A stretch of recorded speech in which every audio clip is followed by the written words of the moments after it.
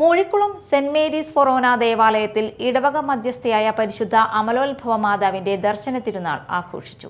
വെസ്പര ദിനത്തിൽ കുർബാന, നൊവേന, പ്രദക്ഷിണം എന്നിവ നടന്നു. Father Ebin Chirakkal, doctor Vincent Kundukulam എന്നിവർ ചടങ്ങുകൾക്ക് കാർമ്മികത്വം വഹിച്ചു.